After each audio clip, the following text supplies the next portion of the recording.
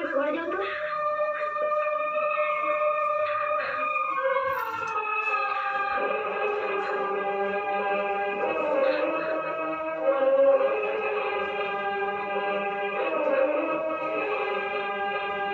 মেজো বৌদি, আমি জানি না মদ খেলে সত্যি সত্যি বুকের যন্ত্রণা কমে কিনা। এতদিন তো খাওনি, পারলে আধ এক গ্লাস খেয়ে নিও।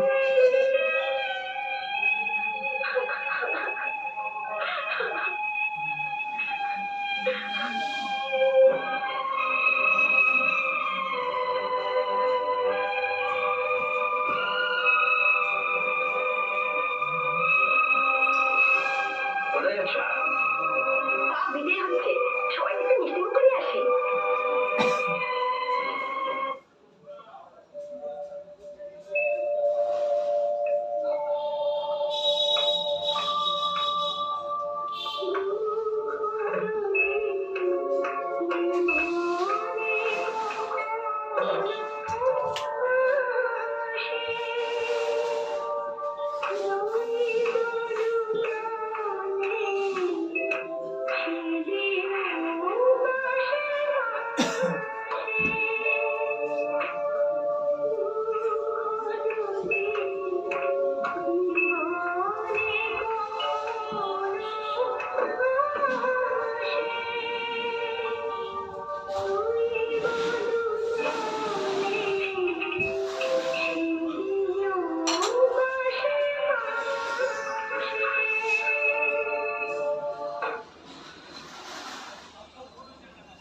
আজ গাইতে পারবো না, এমনি খেয়ে নাও কেমন?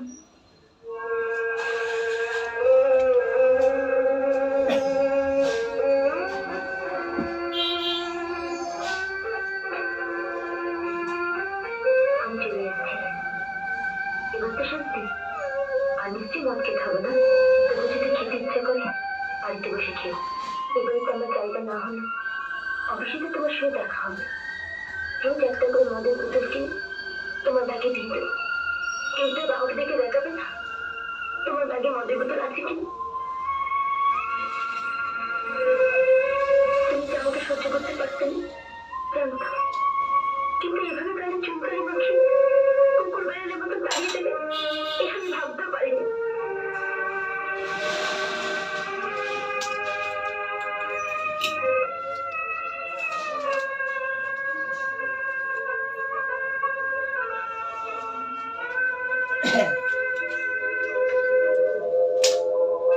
ডিভোর্সের লোক অবশ্যই তোমাকে কেউ ত্যাগ করে দেখতেই পাবো।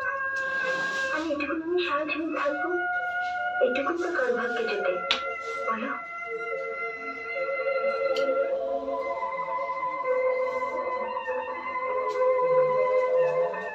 কি হলো, খাও। কান্না কান্দি তুমি বুঝি খেতে পারো না? ঠিক আছে, খাইতে আমার খুব কষ্ট হবে, তবু আমি খাইছি।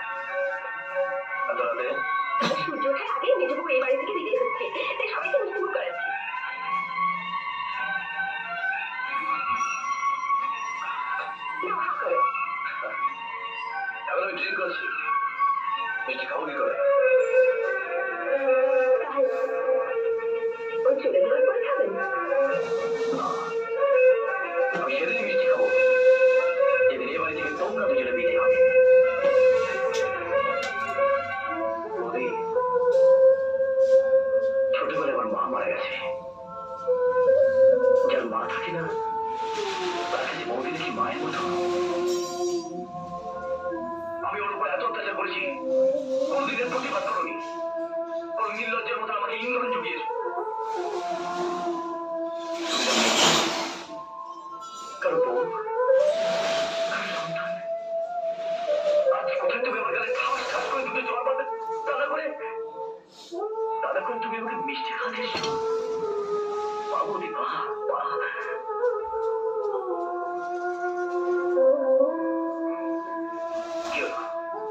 দাঁড়িয়ে আছো কেন? যাও।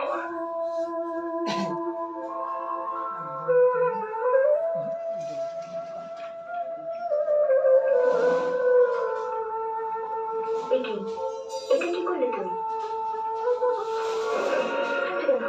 আমার কথা শোনো, এরকম করছো কেন?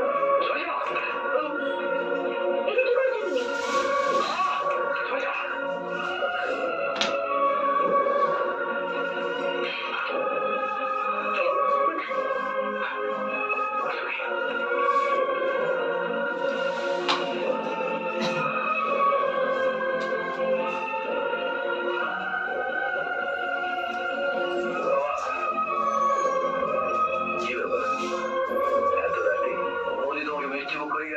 কিসের মিষ্টি? সম্পর্কে কাল তোমার বাড়ি থেকে তাড়িয়ে দিচ্ছ, এই আনন্দে বলি সবাইকে মিষ্টি খাওয়াচ্ছে। এই তো এসে গেছে। জিজ্ঞাসা করো, জিজ্ঞাসা করো কি বলতে চাই একটাই বল। সেদিন তুমি আমাকে ত্যায্য পুত্র করতে চেয়েছিলে, কিন্তু আমি রাজি হইনি। রাজি হয়ে এই ভয়ে যে সেদিন আমার পাশে দাঁড়াবার মতো কেউ ছিল না। আজ আমি ওকে পাশে পেয়েছি। তোমার সম্পত্তিতে আমার কোনো লোভ নেই বাবা। এই কথা মতো নেই, আমি সই করে দিচ্ছি। কি বলছিস এসব? তুমি না বিচারক, চোখ দেখলে মানুষ চিনতে পারো। ওর ব্যাগের মধ্যে মদের বোতলটা শুধু চোখে পড়লো। আমার এই পেটের মধ্যে যে কত গ্যালন গ্যালন মদ জমা আছে, তুই মদ খেয়েছিস। শুধু আজ নয় বাবা, আমি রোজ মদ খেয়েছি। রোজ রোজ মদ খেয়েছি। বাইরে থেকে খেয়ে আসতাম বলে ও আমাকে বলেছিল, মদ যদি খেয়ে তাদের ঘরে বসে খাও, আমি তোমাকে কিনে দেবো। আজও আমার জন্যই মদ কিনতে দোকানে গিয়েছিল। আর নিজের কোনো কীর্তন করতে হবে না, ওই জন্য আমি হতভাগী খেয়ে তাই মা।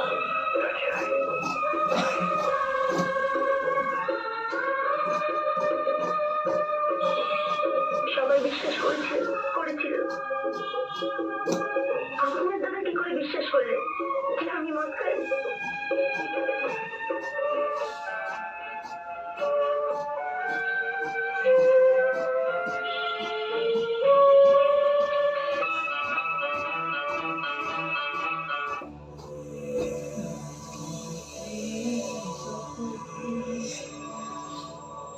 আর অনেক ভিডিও দেখতে এই চ্যানেলটি সাবস্ক্রাইব করে নিন এবং পাশের বেল আইকনটি প্রেস করে দিন।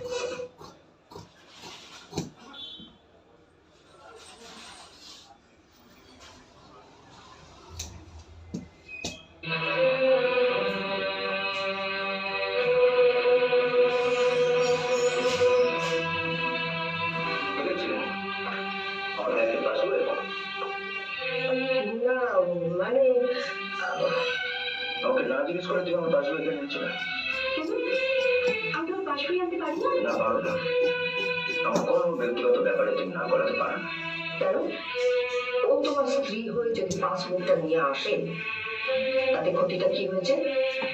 আমার স্ত্রী আমার পাসবই দেখা রেখে সমস্ত পেয়ে গেছে, কিন্তু ও এইটা আপনাকে দেখাল না।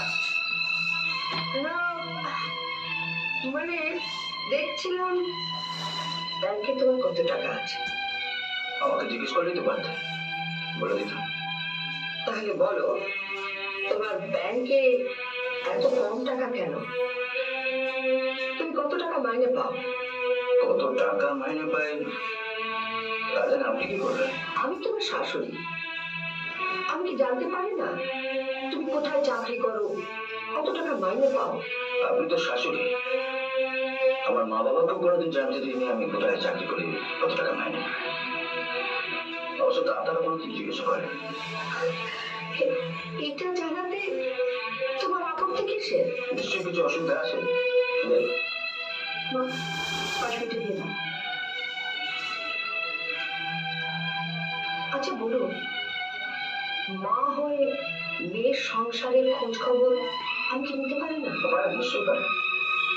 সংসারের খবর নিশ্চয়ই নিতে পারে, কিন্তু দয়া করে আমার ব্যক্তিগত ব্যাপারে না করা।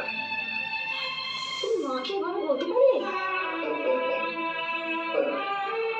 এর চেয়ে ভদ্রভাবে আর কি করে বলবে? আচ্ছা তুমি কি বলো তো, সারা জীবন আমাকে একটু শান্তিতে থাকতে দিলে না, মেয়েটা শান্তিতে আছে সেটাও তোমার সহ্য হলো না।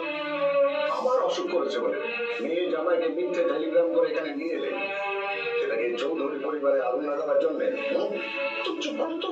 চুপ করে তো এত বছর ছিলাম, যা ক্ষতি হওয়া সেটা আমারই হয়েছে। কিন্তু তাই বলে তুমি একটা ভদ্রলোকের ছেলেকে এইভাবে ডেকে এনে। আমি কি জানতে পারি না? না, পারো না। ছেলেদের বয়স কত আর ছেলেদের মাইনে কত এটা জানতে চাওয়াটা অন্যায়।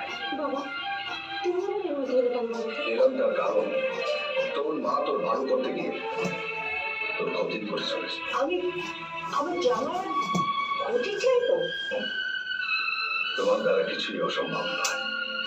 তুমি স্ত্রী হয়ে তোমার অনেক ক্ষতি করেছো। আমি তোমার কি ক্ষতি করেছি শুনি? দেখো, শেষ বয়সে এসে আমি আর ক্ষতির হিসেব দিতে চাই না। ঠিক আছে, আমি যখন তোমার ক্ষতি করেছি তখন আর আমি এই বাড়িতে থাকবো না।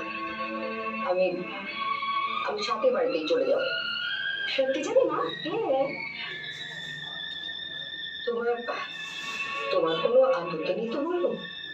আপনি আপনার মেয়ের বাড়িতে যাবেন, তো আনন্দের কথা, আপত্তি থাকবে না। তাহলে তাহলে আমি সব গোছগাছ করে নিই। কাল পরে ট্রেনে চলে যাবো। আমার উপর ছাড়লে কি আর সংসারের এই হাল হতো? 4 বছর ধরে বলছি একটা ওয়াশিং মেশিন কিনতে, তোমার জামাই আজ অব্দি সেটা কিনে উঠতে পারলো না। বাড়িতে তো কাপড় জামা কাচের মেয়ে আছে, মেশিন কিনে কি হবে?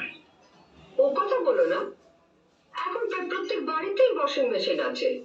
তাদের বাড়িতে কি আছে সেটা আমি জানি না, তবে আমাদের বাড়িতে দরকার নেই বলে ওটা কিনিনি। কিনবে কোত্থেকে? যা রোজগার করো সবটাই তো যায়। মেজদা, আয়।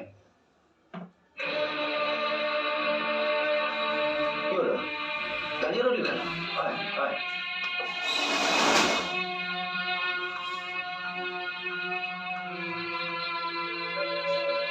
তোদের পিকনিক কবে? পরশু। পরশু? কদিন যাচ্ছিস তোরা? আমরা কলেজে সব বন্ধুরাই যাচ্ছি। তোর রান্নার জন্য ঠাকুর ঠিক করেছিস? না, প্রথমে ভেবেছিলাম ঠাকুর নেব, ঠাকুর এত টাকা চাইছে, তারপর ঠিক করলাম আমরা নিজেরাই রান্না করে নেব। বোকা, রাত দেখলে তো সারা দিনটা কেটে যাবে, তো ফুর্তি করবি কখন? বোকা কর।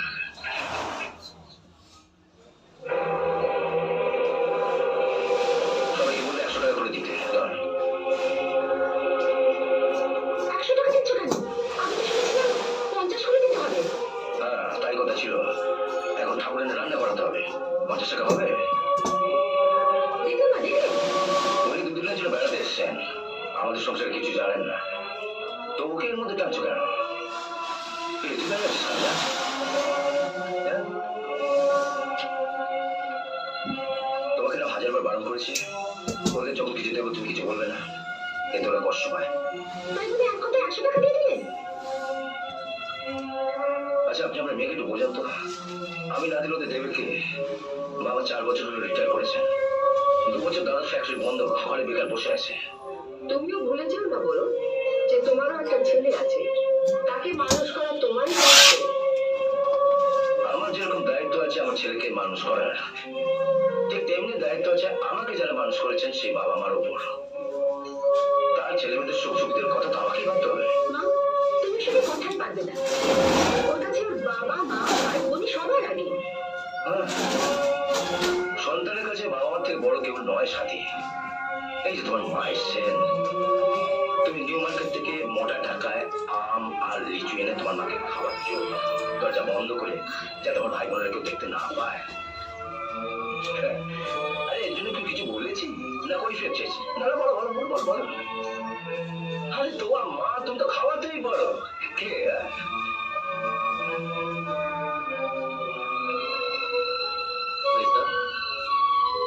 কিছু বলবে? বলছিলাম কি, তুমি একটু বাইরে আসবে? বাইরে হবে কেন? যা বলে রেখে নেবো। দুটো চাকরির দরখাস্ত করবো, পোস্টাল অর্ডার কিংবা জন্য কিছু টাকার ওই কত টাকা তাই বল? 100 টাকা দিলেই হবে। ঠিক আছে, এনে ধর। তোর বৌদি আর তার মাস সামনে দিলাম, চাকরি পেলে ওনাকে আম আর লিচু এনে খাওয়াতে হবে। ঠিক আছে, না ঠিক আছে নয়, কথা দাও যাও। ঠিক আছে, কথা দিলাম, চাকরি পেলেই আপনাদের দুজনকে আম আর লিচু খাওয়াবো। ঠিক আছে, চলে আসি।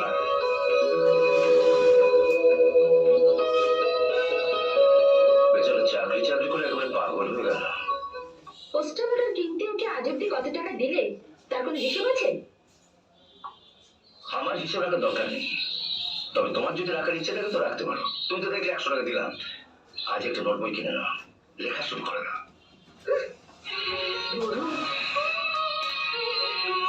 এসো বলো। বলছিলাম কি, আস্তে করে গ্যাস দিয়ে যাবে, বৌমাতে কিছু টাকা রেখে যাবে। ঠিক আছে আপনার কোনো কষ্ট হচ্ছে না তো দিদি? ও মা, ওনারা বড় লোক, গরিব জামাই বাড়িতে একটু তো মানিয়ে গুছিয়ে থাকতেই হবে। না, তবু আমার তো একটু জিজ্ঞাসা করা উচিত। মেয়ে আছে, ওনার কোনো অসুবিধা হলে মেয়ে দেখে দেবে। চলো তুমি রান্নাটা করো, আমার অফিসের সময় হয়ে গেছে। হ্যাঁ, শুধু মাছের ঝোল বাকি আছে, আসছি দিদি। হ্যাঁ, 10 দিন আগে গ্যাস এলো, এর মধ্যে ফুরিয়ে গেল। এত গ্যাস দিয়ে মা কিসে খরচ করেন? রান্নার ঘরে বসে লুকিয়ে মা ওই গ্যাস দিতে বেলুন ফোলায়, এটা তুমি নিশ্চয় বলবে না। এত বড় সংসারে রান্না লেগে না, এটা ধরো। আর মা কেন বেশি গ্যাস খরচ করছে এটা যদি জানতেই হয় তাহলে তো তোমাকে রান্না করে যেতে হয়। তো বিয়ের পরে তো তুমি মুখ হওনি, যাও 1 মাস মার পাশে গিয়ে দেখো কেন গ্যাস বেশি খরচ হচ্ছে। আমরা দই গাছে রান্না করে যেতে। হ্যাঁ, সেই জন্য বলছিলাম যে গ্যাস নিয়ে কোনোদিন কথা বলবে না। হ্যাঁ,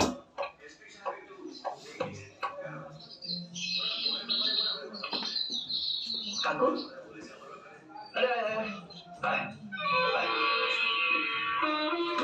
তোর ম্যাচ কবে? সামনের রোববার। হ্যাঁ, তাহলে তো আজই বুট কিনতে পারি।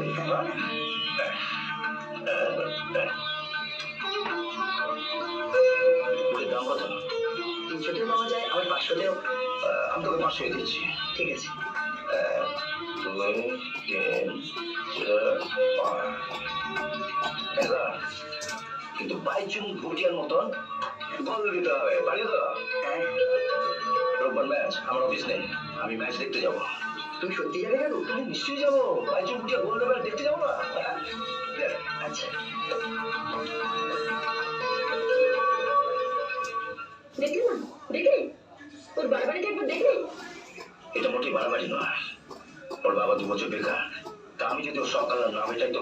বলুন, সব কিছুরই একটা সীমা থাকা দরকার। অবশ্যই, এটা আপনি মেরে বোঝান তো। আরে ওইটুকুনের বাচ্চা ছেলেকে যদি এভাবে হিংসে করা শুরু করে তো। আমি আসি, তাড়াতাড়ি বেরোতে হবে, নইলে 9টা বাজতে ধরতে পারবো না। তুমি বাসে করে অফিস যাও? হ্যাঁ, কেন? তুমি এত টাকা মাইনে পাও আর ট্যাক্সিতে যেতে পারো না?